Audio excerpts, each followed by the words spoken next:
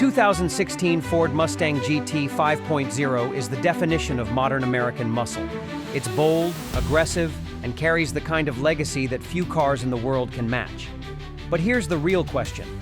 Does it truly live up to the Mustang name, or is it just an overrated piece of nostalgia that falls apart when pushed to its limits? Let's find out. When Ford redesigned the Mustang for 2015, they made one thing clear. This wasn't just a straight-line drag racer anymore. It had to handle. It had to take corners. It had to be fast, not just in a straight line, but on a track. That's where the 2016 Mustang GT came in, featuring the now famous S550 chassis, independent rear suspension for the first time in Mustang history, and a level of refinement that completely changed how people viewed the Mustang. Under the hood is where the magic happens. The 5.0-liter Coyote Phi-8 is an absolute masterpiece of an engine.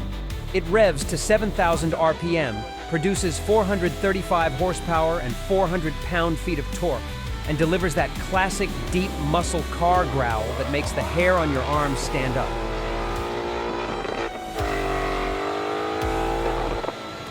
Unlike the old-school muscle cars, this engine isn't just about brute force. It's a high-revving, dual-overhead cam beast that feels just as comfortable screaming at redline as it does cruising down the highway. But let's talk numbers. The 2016 Mustang GT can launch from 0 to 60 miles per hour in just 4.3 seconds if you're quick with the shifts, and it'll rip through the quarter mile in around 12.5 seconds. That's properly fast, especially for a car in this price range. And if you find yourself on an open stretch of road, the Mustang GT can push all the way to a top speed of 155 miles per hour. But here's where things get interesting: modifications. The Mustang GT is one of the most tuner-friendly cars in the world. Just a simple intake, tune, and exhaust upgrade can push this thing well over 500 horsepower without even touching forced induction. Throw on a supercharger and suddenly you're looking at 700-plus horsepower, turning this into a genuine supercar killer. Of course, it's not all sunshine and burnouts. The 2016 Mustang GT is not cheap to run. First, let's talk about fuel economy. The EPA rates it at 15 miles per gallon in the city and 25 miles per gallon on the highway. But let's be honest, if you're driving a Mustang GT the way it was meant to be driven, you're probably looking at single digits in the city. Fill up that 16-gallon tank and you'll be lucky to get 250 miles before you need to stop at the pump again. And then there's the maintenance. Oil changes, expect to pay $100 to $150 depending on where you go. Tires, a full set of high-performance rubber can easily run you $1,200 to $1,800, especially if you're pushing it hard. Brake pads and rotors, another $1,000 or more if you go with premium replacements. And here's a fun fact.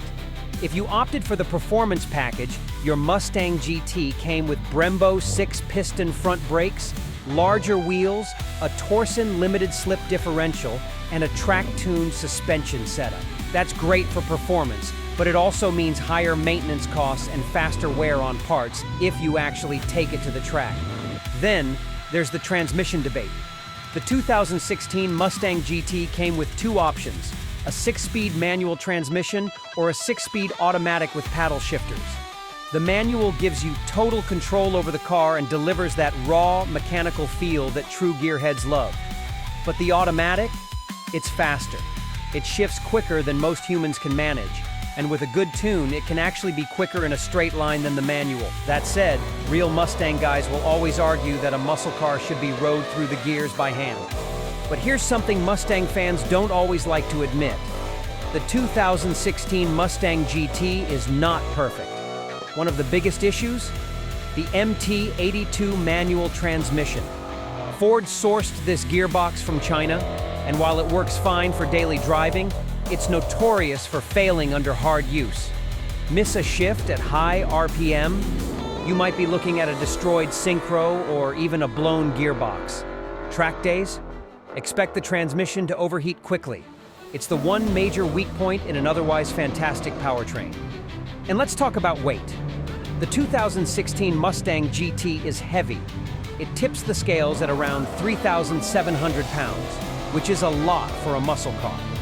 Sure, it handles better than the previous generations, but it still feels big compared to something like a Camaro SS or even a Challenger Scat Pack.